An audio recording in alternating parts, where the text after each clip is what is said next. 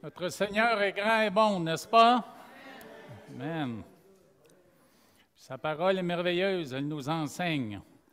Je me rappelle au début de ma vie chrétienne, j'ai fait l'erreur d'équivaloir la terre promise des Israélites au royaume céleste, auquel nous allons avoir accès là, quand le Seigneur va nous enlever ou quand nous allons accéder à la vie éternelle. J'ai fait cette erreur-là, puis j'ai réalisé par la suite, en lisant plus de la parole, un passage, entre autres, comme celui que nous allons lire ce matin, que vous voyez à l'écran, dans Josué 10. Mais la terre promise dans laquelle les Israélites sont entrés, ce n'était pas une terre absente de difficultés, absente de défis et absente de souffrances, comme l'éternité que nous promet le Seigneur sera. Alors, la terre promise, telle qu'elle a été promise aux Israélites, c'est notre vie chrétienne ici sur la terre. Une vie chrétienne où il y a des défis, où il y a des souffrances et il y a des combats. D'ailleurs, dans Éphésiens chapitre 6, ça nous dit que nous sommes dans un combat spirituel, où nous avons à combattre non seulement dans notre corps, mais nous avons à combattre aussi dans notre esprit. C'est un combat spirituel contre les principautés dans les lieux célestes. Alors, vous voyez le passage, je l'ai intitulé « Contribution divine » parce que le Seigneur est présent dans ce qui est raconté dans les versets de 1 à 15 et de manière extraordinaire. Commençons avec le premier verset, le verset 1.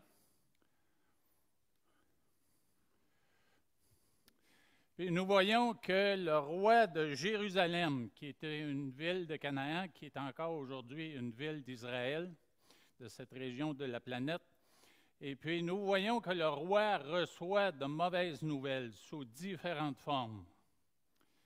Il reçoit des nouvelles de Jéricho qui a été défaite, le roi a été destitué, il y a eu destruction et il y a eu mort. Même chose à Haï, même si ça a été un petit peu plus compliqué. Défaite, destitution, destruction et mort. Ensuite, il y a Gabaon, mais l'histoire de Gabaon, comme nous avons vu la semaine passée, mais c'est une histoire qui est différente, où les Gabaonites ont capitulé et puis ils ont été amenés ou ils ont été pris dans l'asservissement auprès du peuple d'Israël.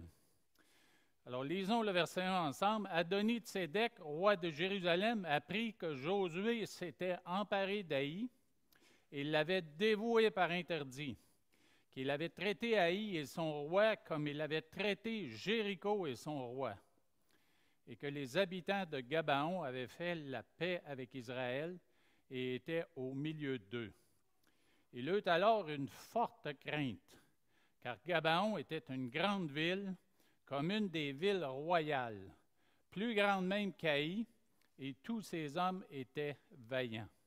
Alors on voit que dans la pensée de ce roi, Adoni-Tsédek, mais Israël était devenu très fort, même plus fort en s'alliant les Gabaonites. Et puis, Canaan était devenu, lui, plus faible et même divisé. On a vu la position de Gabaon et des villes qui l'entouraient. C'était en plein centre de Canaan et ça divisait le pays en deux. Par le fait même, ça divisait les armées cananéennes en deux. Puis on sait très bien qu'une armée divisée, mais c'est une armée qui est beaucoup plus faible. D'ailleurs, c'est une stratégie qui est encore valide partout dans le monde, où on essaie de diviser une armée qui est forte pour la rendre plus faible. Alors, le roi était dans la crainte. Est-ce que cette crainte-là, elle était bonne? Parce que dans la parole de Dieu, le Seigneur dit que la sagesse commence par la crainte de l'Éternel. Mais la crainte du roi de Jérusalem, elle était différente. Ce n'était pas la crainte de l'Éternel. C'était pour lui une question de vie et de mort. Et ça ne voulait pas dire non plus que lui, il était prêt à se laisser asservir comme les Gabaonites par l'armée israélite. Alors, il avait de sérieux problèmes avec toute la situation et puis il cherchait à s'en sortir.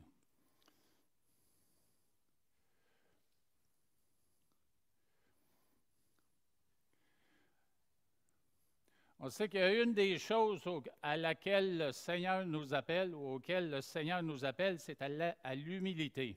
Puis on voit que dans la réaction des Gabaonites, quand ils se sont soumis aux Israélites pour se laisser asservir, mais il y avait dans leur cœur, il y avait une étincelle d'humilité, même une étincelle de foi, et puis une étincelle de crainte de l'Éternel. Mais Adoni-Tsédek, il n'était pas disposé à aller là. Et puis on voit les résultats. D'ailleurs, nous sommes encouragés dans bien des versets de la parole concernant l'arrogance, l'orgueil versus l'humilité. Puis vous envoyez des versets à l'écran. L'arrogance précède la ruine et l'orgueil précède la chute. Alors ça vaut pour les rois comme ça vaut pour le commun des mortels. Avant la ruine, le cœur de l'homme s'élève, mais l'humilité précède la gloire. Le fruit de l'humilité, de la crainte de l'Éternel, c'est la richesse, la gloire et la vie. Ne faites rien par esprit de parti ou par vaine gloire, mais que l'humilité vous fasse regarder les autres comme étant au-dessus de vous-même. Alors, on voit ici des principes importants pour la vie d'une communauté chrétienne, la vie d'un couple, la vie d'une famille. Concernant l'humilité, laissez-moi vous raconter une histoire que je n'ai pas trouvée drôle dans le temps, mais quand je regarde aujourd'hui, là, je vois que le Seigneur peut utiliser n'importe quoi pour nous enseigner des leçons d'humilité. Quand j'étais avec les Concordes dans la Ligue canadienne de football, eh bien, j'ai été appelé dans la saison morte à participer à certaines activités de promotion. Et puis, on me demandait, par exemple, d'aller dans des écoles pour parler du sport professionnel et parler des valeurs importantes humaines. Puis, je suis allé dans un gymnase pour donner une clinique de football. Je crois que c'était même à l'Assomption. Et puis, c'était une école qui était une école ancienne. Et puis, il y avait des portes dans l'école qui étaient des portes avec des gros ressorts. Vous savez, des ressorts qu'on met dans le haut des portes. Là, avant, c'était énorme, puis c'était du solide. Puis j'étais dans le gymnase, j'ai fait toute ma présentation, j'ai parlé aux jeunes. Et puis, en sortant, je me suis dit que je vais faire une sortie éclatante. Puis je me suis mis à jogger vers la porte. Je suis arrivé dans la porte, puis j'ai frappé le ressort avec le haut de ma tête. Je suis tombé à genoux dans la porte et tombé dehors. Alors, je voulais faire, comme on dit ici au Québec, je voulais faire mon frais, mais le Seigneur m'a donné une belle leçon d'humilité. Alors, l'humilité précède la gloire. Gardez ça à l'esprit. Alors, après les réflexions du roi de Jérusalem, de ce roi Adoni-Tsédek, mais il y a eu réaction. Et puis la réaction de ce roi-là, c'est qu'il a appelé à l'aide. Il a appelé à l'aide parce qu'il voulait se venger.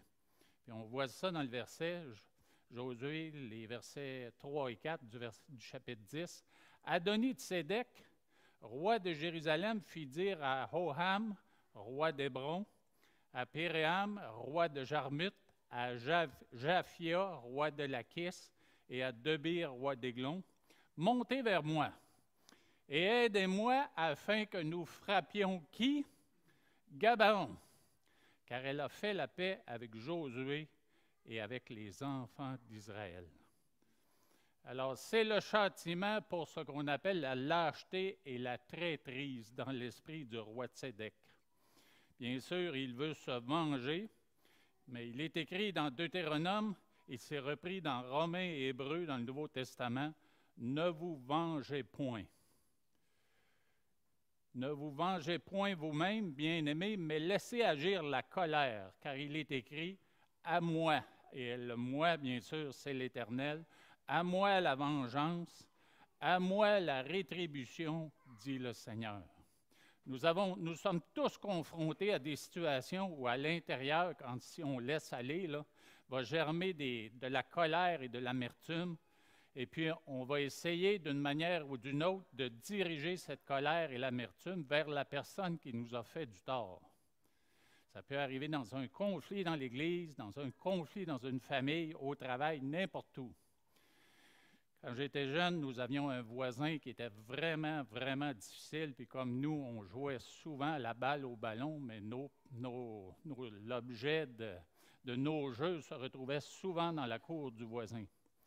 Et puis, eux ne s'inquiétaient pas du tout de quoi que ce soit. Ils le prenaient et ils le mettaient dans leur poubelle au lieu de le renvoyer de l'autre côté. Alors, on a développé vraiment là, de la colère et de l'amertume, mais nos parents nous disaient que essayer de se venger, ce n'était pas la solution. Puis on a appris à contrôler nos émotions. Mais c'est justement ce à quoi le Seigneur nous appelle. La vengeance, ça lui appartient à lui, puis nous devons reculer. On reconnaît aussi dans cette action-là que le roi qui veut punir la lâcheté, lui-même fait preuve de lâcheté. Comment ça? Comment fait-il preuve de lâcheté? Mais il aurait pu demander à ses alliés d'aller combattre Israël. Mais qui est-ce qu'il veut combattre? Il veut combattre les propres citoyens de Canaan. Eux qui étaient leurs alliés avant. Probablement moins forts, moins puissants qu'Israël, parce qu'Israël a déjà montré sa puissance, puisqu'ils ont le meilleur des alliés. Ils ont Dieu le Père comme allié, l'Éternel.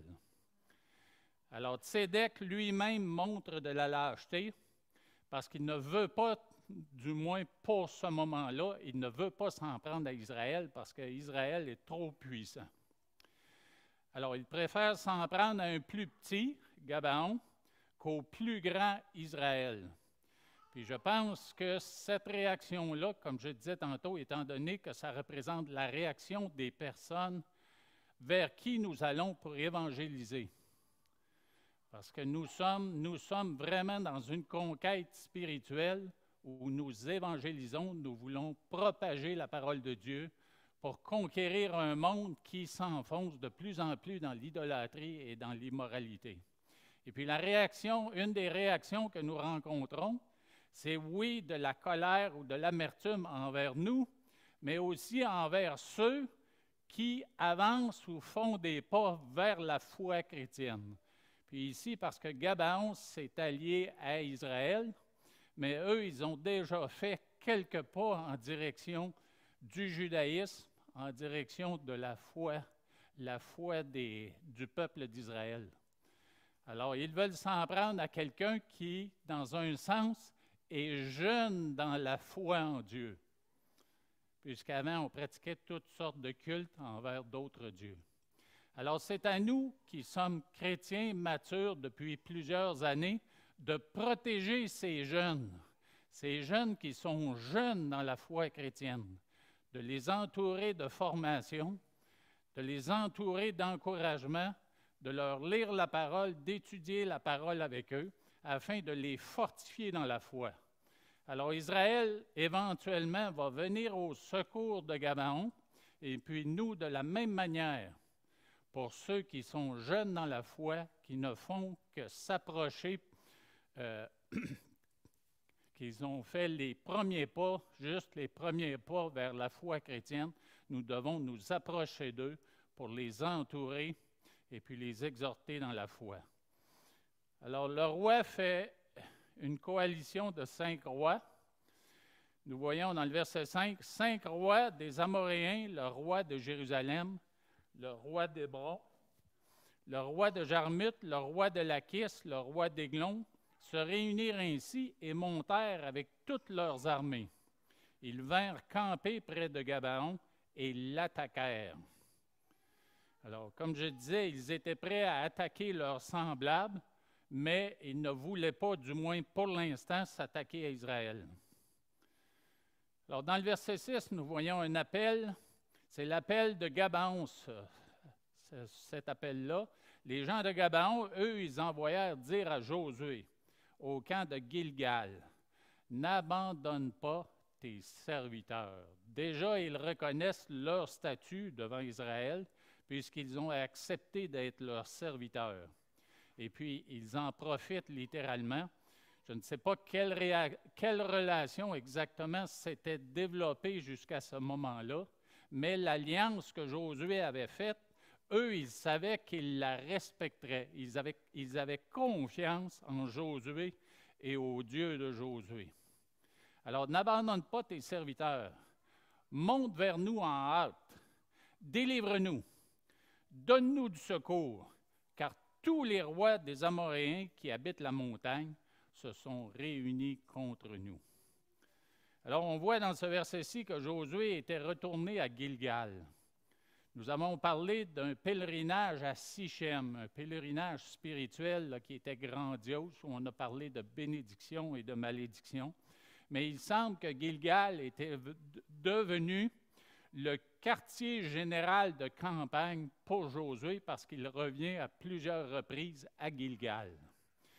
Alors pour moi, ça me dit, quand nous considérons notre propre vie chrétienne, et je me rappelle qu'au début de ma vie chrétienne, dans les 10 premières années, on a fait des pèlerinages comme à Sichem. Mais ils étaient exceptionnels, peut-être 1 ou 2 fois par année. Camp de vacances l'été, conférences pendant l'automne, et puis on se permettait de prendre peut-être 3, 4, 5 jours ou en camp de vacances 1 semaine pour faire un grand pèlerinage spirituel comme Sichem. Mais pour ce qui est de Gilgal, de toujours revenir à la source, régulièrement, de manière hebdomadaire, moi je considère la réunion du dimanche, la réunion dominicale, où on chante les louanges de Dieu ensemble, où on s'encourage, où on se serre la main, où on prie ensemble et on écoute la parole de Dieu. Je considère cela comme notre Gilgal. Après avoir combattu spirituellement pendant la semaine, mais revenons le dimanche à Gilgal ensemble pour nous approcher de Dieu et puis nous fortifier dans notre communion ensemble et notre communion avec lui. Alors, l'appel des Gabaonites, bien sûr, ils ont utilisé le terme des serviteurs, ils reconnaissaient leur statut. Avait-il été désarmé complètement? Peut-être, peut-être pas. S'ils l'avaient été, ils sont vraiment complètement démunis contre les Amoréens qui vont s'attaquer à eux. Et ils ont raison d'appeler Josué à l'aide. Ils ont confiance en Israël. Josué a fait alliance avec eux après leur capitulation. Et comme des parents protègent leurs enfants, comme un maître protège ses serviteurs, et comme Dieu protège ses enfants, mais Josué se devait de partir rapidement puis d'aller au secours du roi de Gabaon et des villes qui l'entouraient. Alors, sa réponse immédiate, on la voit au verset 7. Josué monta de Gilgal, lui et tous les gens de guerre avec lui, et tous les vaillants hommes. Alors, la distance entre Gilgal et Gabaon est d'environ 30 kilomètres. Alors, imaginez un déplacement de nuit de 30 kilomètres si on équivaut, par exemple, une nuit à 6 heures de noirceur avant d'arriver à l'aube puis d'attaquer à l'aube. Mais ça fait 5 km/h. Je ne sais pas si beaucoup d'entre vous marchez pour garder la forme, mais 5 km/h, 6 km/h, c'est une bonne marche. C'est une bonne marche. Imaginez marcher comme ça pendant 6 heures, et puis après ça, mais attaquer les gens de guerre des Amoréens qui allaient s'en prendre aux Gabaonites. Alors sa réponse, elle est immédiate. Et Josué reconnaît aussi que c'est une opportunité de s'attaquer aux armées cananéennes pour les détruire. Jusqu'à maintenant, il y a eu quelques implications. À Jéricho, par exemple, les murs sont tombés, puis les Israélites ont fait comme le ménage par après, là, puisque la destruction des murs de la ville a dû tuer beaucoup de monde. Et à Haï, comme Haï était une plus petite ville, mais Josué, même s'il l'a impliqué à sa deuxième visite à Haï, toute son armée, mais il n'y a pas eu une grande bataille là parce qu'ils étaient trop nombreux. Alors on s'imagine que dans l'armée israélite, mais il y avait des jeunes qui étaient là et qui voulaient vraiment combattre, et puis il y avait l'enthousiasme en eux de vouloir s'impliquer, là. Alors jusqu'à cette mobilisation cananéenne, les Israélites, eux, avaient été les agresseurs. Mais là, ce sont les Cananéens qui deviennent les agresseurs. Alors, raison de plus de répondre par une contre-attaque massive. Israël, qui s'était fait maître des Cananéens du centre, par l'alliance traitée avec les Gabonites, se fait maintenant un devoir de venir au secours des gens de Gabon. Plusieurs de ces fiers combattants devaient attendre ce combat avec impatience. Comme je mentionnais, jusqu'à maintenant, ils ont été très peu impliqués dans des guerres et dans des batailles. Alors, ça a été une longue entrée en matière depuis la traversée du Jourdain. Mais le combat que beaucoup attendaient est maintenant là. Dans Ecclésiaste 3,11, on dit « Il fait toutes choses bonnes en son temps, même il a mis dans leur cœur la pensée de l'éternité. » Bien que l'homme ne puisse pas saisir l'œuvre que Dieu fait du commencement jusqu'à la fin. Alors, Dieu était souverain sur tout ce qui arrivait, et puis, en son temps, Dieu a permis que la grande bataille que beaucoup attendaient, mais elle arrive. Josué reçoit des encouragements de l'Éternel. Alors, vous le voyez au verset 8 du chapitre 10, l'Éternel dit à Josué, « Ne les crains point, car je les livre entre tes mains, et aucun d'eux ne tiendra devant toi. » Dieu, par ses paroles, s'adresse à son être intérieur. Il s'adresse à son âme afin que la crainte de l'homme ne prenne pas racine. Vous savez, quand nous développons une crainte de l'homme, mais nous avons tendance à manquer de courage dans bien des situations. Il s'adresse aussi à son esprit pour que la conviction d'un Dieu puissant et d'un ennemi faible occupe toutes ses pensées, afin que sa perspective à Josué soit exactement la perspective de Dieu. Et il s'adresse aussi au cœur pour que la volonté soit animée de l'enthousiasme de combattre avec et pour Dieu, afin que la justice de Dieu prédomine. Et puis au verset 9, mais c'est l'intervention de Josué, on voit Josué arriva subitement sur eux, après avoir marché toute la nuit depuis Gilgal. Alors, comme je disais, marcher toute la nuit à 5 km/h avec de l'équipement pour combattre, mais sûrement que c'était toute une tâche. Il m'arrivait dans le passé de prendre des grandes marches avec les chiens que j'avais, mais ce n'est plus possible pour moi. Mais j'imagine que pour des jeunes combattants, ça pouvait aller. Pour des personnes plus âgées, un peu moins. Mais quand même, Dieu fortifie dans ces moments-là.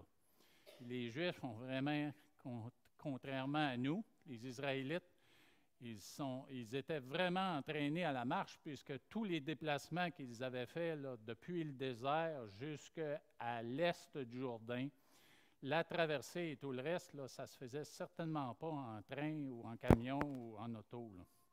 Alors, déplacer toute l'armée, c'était épuisant, mais c'était quand même un bon entraînement.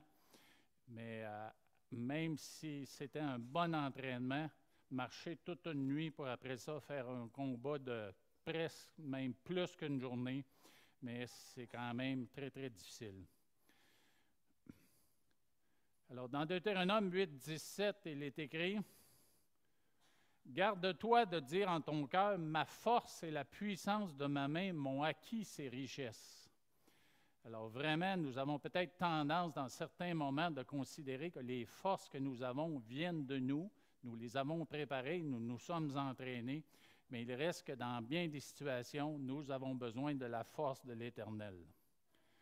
Alors, garde-toi de dire en ton cœur, ma force et la puissance de ma main m'ont acquis ces richesses. Puis dans Deutéronome 8, 18, souviens-toi de l'Éternel ton Dieu, car c'est lui qui te donnera de la force pour les acquérir afin de confirmer, comme il le fait aujourd'hui, son alliance qu'il a jurée à tes pères. Et bien sûr, un passage que j'aime beaucoup, c'est dans Ésaïe 40, les versets 29 à 31.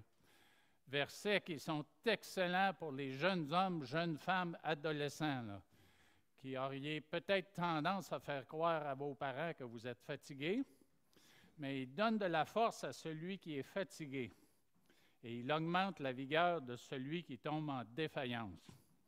Les adolescents se fatiguent et se lassent, et les jeunes hommes chancellent, mais ceux qui se confient en l'Éternel renouvellent leur force.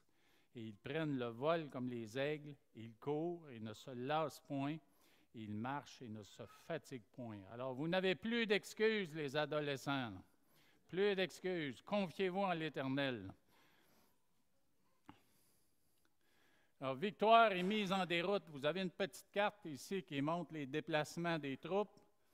Vous avez les lignes qui sont pleines, les flèches qui sont pleines. Ce sont les 5 rois ou les 4 rois qui viennent se joindre à Jérusalem pour attaquer Gabaon.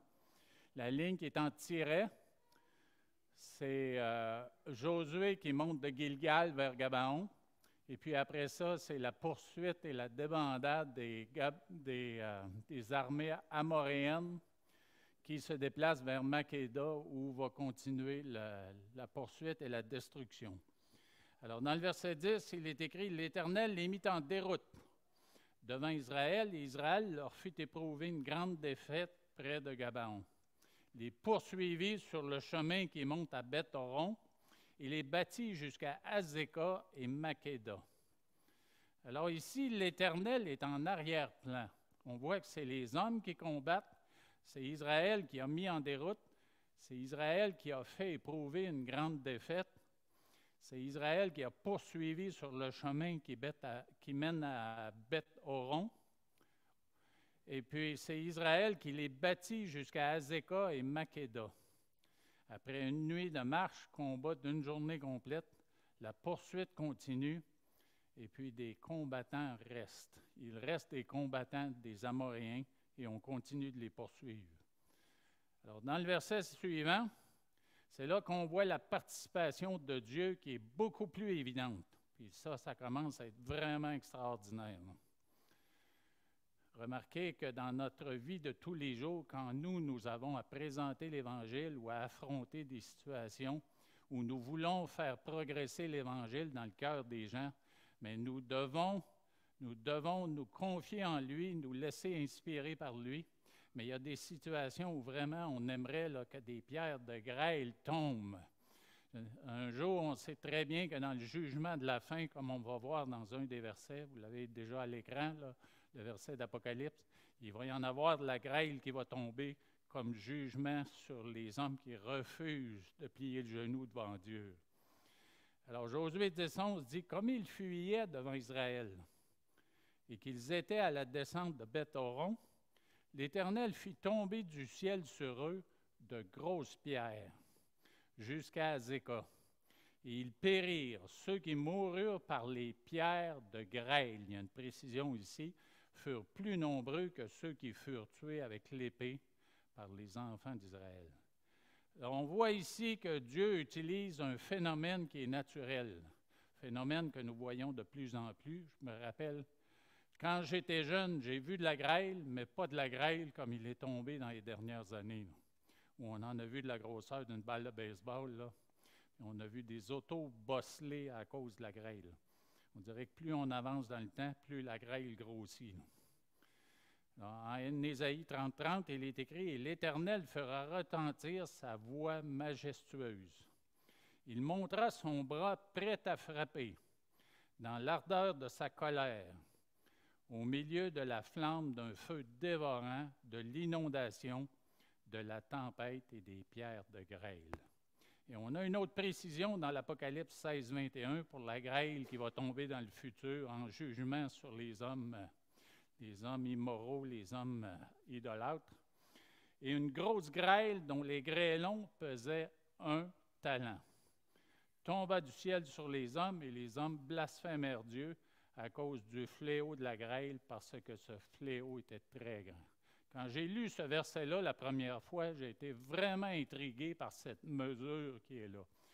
Je ne sais pas si tous ici, vous avez fait la recherche, là, mais si vous faites une recherche des mesures qui sont bibliques, que ce soit ici, dans ce cas-ci, c'est une mesure de poids, mais vous allez trouver que c'est 1 talent équivaut au minimum 30 kg, c'est-à-dire 66 livres.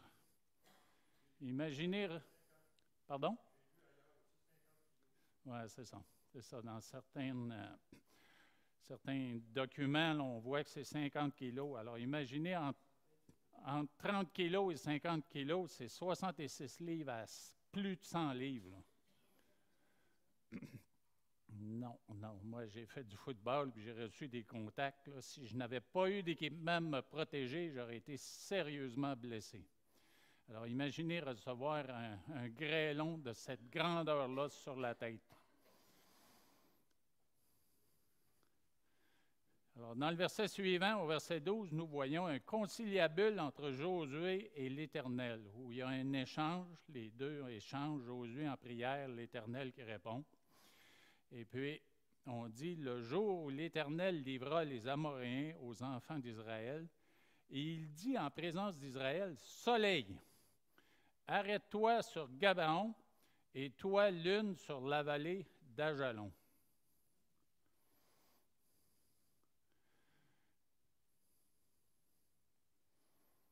Alors, vous voyez ici, là, c'est une commande qui est faite aux astres du ciel de s'arrêter parce qu'il n'y a pas assez de temps pour complètement éliminer les Amoréens. C'est une commande qui est très, très audacieuse et puis j'ai été convaincu à le regarder le verset que c'est Josué qui avait fait ce commandement-là et si c'est lui qui l'a fait, quoique juste avant on parle de l'Éternel, mais il reste que c'est très, très audacieux. Et puis, c'est à l'image de ce que Jésus a fait dans l'Évangile de Marc, quand il a commandé, et vous voyez le verset à l'écran, quand il a commandé, il dormait à la poupe sur le coussin. Il était dans une barque avec ses disciples. Lui, il dormait, puis il y avait une grande tempête.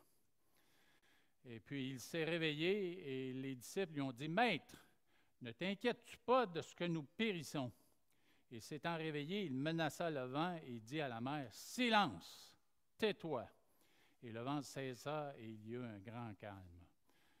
Quand on considère Genèse et qu'on croit en Genèse, le premier chapitre, à toute la création comme étant celle de l'Éternel, c'est lui qui a tout créé, alors il a le contrôle, il est souverain sur toutes ces choses. Alors, qu'est-ce que c'est pour lui d'arrêter le vent, d'arrêter une tempête, d'envoyer la grêle, d'envoyer la neige, d'envoyer l'eau? Comme il y a eu au déluge, là, beaucoup d'eau pour que la terre en soit pleine, là.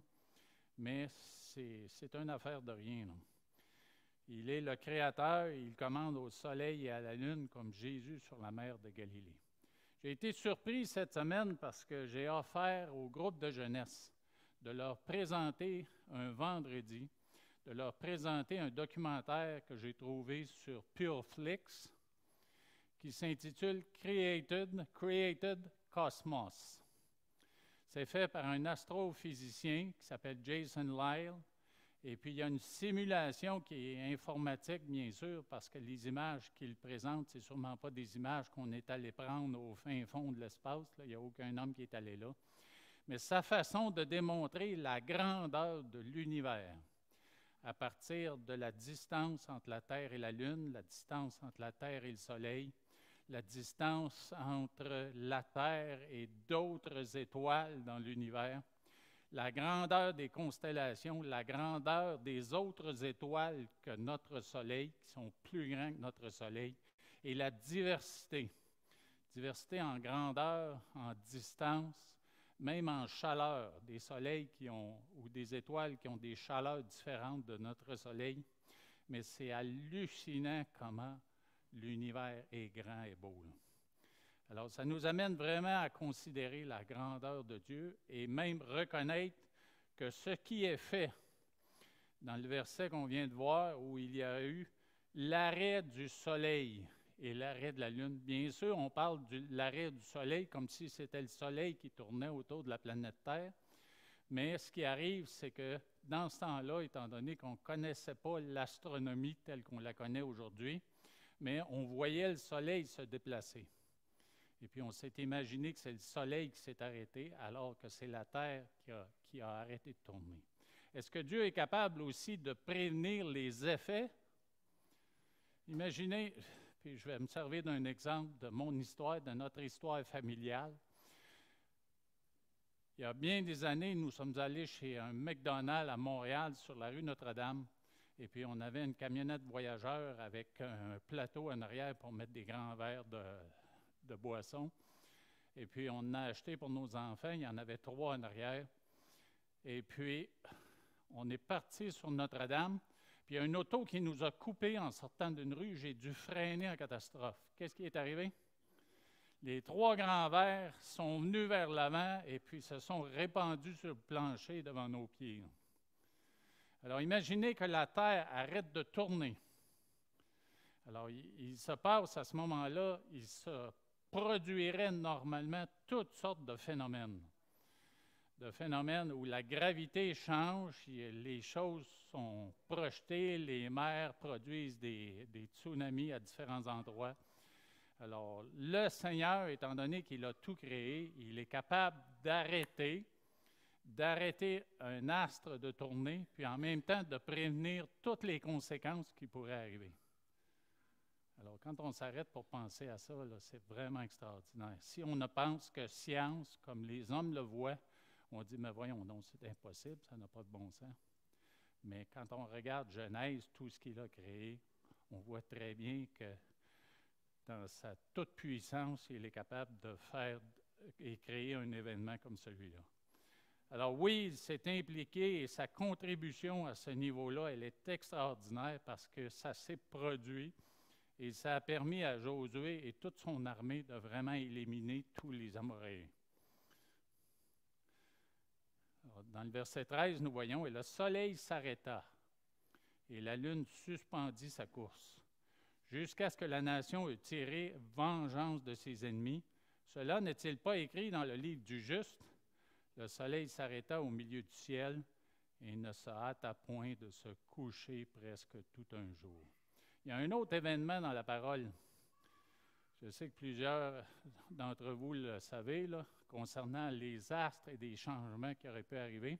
Quand Ézéchias a été malade à mort, eh bien, il demandait un signe parce que le prophète Ésaïe lui avait dit que Dieu te guérirait puis il te donnerait un autre 15 ans à vivre.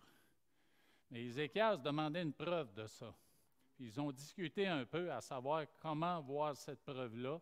Puis éventuellement, on en est arrivé à déterminer que sur le cadran solaire, on utilisait, vous savez ce que c'est un cadran solaire, non? Pour regarder les heures d'une journée. Mais on parle de l'ombre qui a reculé sur le cadran solaire. Alors ça, vraiment, c'est encore plus extraordinaire parce qu'au lieu d'arrêter la Terre de tourner, mais elle a tourné dans l'autre sens. Est-ce possible pour Dieu? Dans Luc, le chapitre 1, rien n'est impossible à Dieu.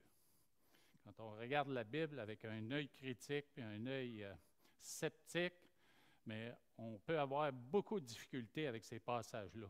Mais par la foi, on doit croire que ce qui est écrit là, c'est exactement ce qui s'est produit. Dans le verset 14, il est écrit « Il n'y a point eu de jour comme celui-là, ni avant ni après, où l'Éternel ait écouté la voix d'un homme. Car l'Éternel combattait pour Israël. Et Josué et tout Israël avec lui retourna au camp à Gilgal. » Alors, on retourne au quartier général, on refait le plein spirituellement et physiquement pour après repartir en campagne ailleurs dans le pays de Canaan. Alors, vous voyez la foi de Josué, la foi des Israélites, leur participation. De la même façon, le Seigneur nous demande à nous de marcher, d'avancer et de marcher. Un pasteur, au début de ma vie chrétienne, avait utilisé l'illustration d'une auto qui n'a pas de cerveau-direction. Vous savez à quel point tourner les roues d'une auto qui n'a pas de cerveau-direction, à quel point c'est difficile. Mais de la même manière, Dieu veut nous utiliser puis nous amener à un endroit et à un autre, mais pour ça, nous devons avancer. J'ai listé sur la dernière diapositive là, quelques versets qui nous encouragent dans ce sens-là. En Matthieu 11, les versets 22 à 24, Jésus prit la parole et leur dit « Ayez foi en Dieu. Je vous le dis en vérité, si quelqu'un dit à cette montagne, ôte-toi de là et jette-toi dans la mer. Et s'il ne doute point en son cœur, mais croit que ce qu'il dit arrive, il le verra s'accomplir. C'est pourquoi je vous dis tout ce que vous demanderez en priant. Croyez que vous l'avez reçu et vous le verrez s'accomplir. Alors, nous sommes encouragés à prier de manière plus audacieuse, en réalisant qu'il n'y a rien d'impossible à Dieu. Levez vos yeux en haut et regardez. Qui a créé ces choses? Qui fait marcher en ordre leur armée? On fait référence aux astres, aux étoiles. Il les appelle toutes par leur nom. Par son grand pouvoir et par sa force puissante. Il n'en est pas une qui fasse défaut. Et dans Job 9, 7, 8, 9 et 10, il commande au soleil et le soleil ne paraît pas. Il met un sceau sur les étoiles, seul il étend les cieux. Il marche sur les hauteurs de la mer, il a créé la grande ours, l'Orion et les Pléiades, et les étoiles des régions astrales. Il fait des choses grandes et insondables, des merveilles sans nombre, car rien n'est impossible à Dieu.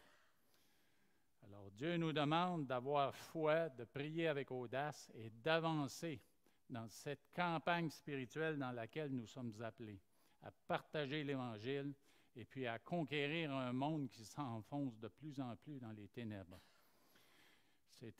Canaan était un pays idolâtre et immoral, et puis les Israélites étaient appelés à le conquérir.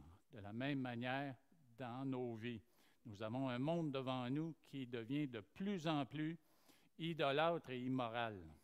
Et puis nous sommes les soldats de Christ. Alors prenons courage, prions avec ferveur et audace, et avançons dans la campagne qu'il prépare pour nous, ces œuvres qu'il prépare d'avance pour nous. Éternel, nous voulons te remercier et te rendre gloire, parce que tu es un grand Dieu qui nous encourage par ces récits historiques où tu as fait de grandes choses, des choses miraculeuses. Oui, tu encourageais ton peuple dans leur être intérieur, mais tu as aussi accompli des actions extraordinaires concernant le soleil qui s'est arrêté. Tu as donné du temps supplémentaire à Josué et à toute son armée pour accomplir la mission que tu leur as demandée. Nous réalisons, Dieu Tout-Puissant, que nous aussi, nous sommes petits devant cette grande mission d'annoncer l'Évangile et puis de faire des disciples sur toute la planète Terre. Je te remercie pour toutes ces œuvres que tu as préparées d'avance, dans lesquelles beaucoup sont entrés. Beaucoup sont allés, nos missionnaires que nous soutenons et beaucoup d'autres. Et nous te prions, Seigneur, d'ouvrir nos yeux, que ce soit une œuvre plus petite, ici même au Québec, ou une œuvre outre-mer quelque part. Nous te demandons de nous inspirer, de nous encourager, de nous aider à reconnaître ces œuvres. Et donne-nous, Seigneur, le courage et la volonté pour entrer dans ces œuvres et participer à ce que toi tu prépares. Et en plus, tu nous donnes un soutien qui est incroyable à cause de ta grandeur, de ta puissance et de ta bonté. Pour toutes ces choses, on te rend gloire dans le nom de Jésus. Amen. Dieu vous bénisse, frères et sœurs. Merci d'avoir été là. Passez une bonne journée et passez une bonne semaine dans le Seigneur.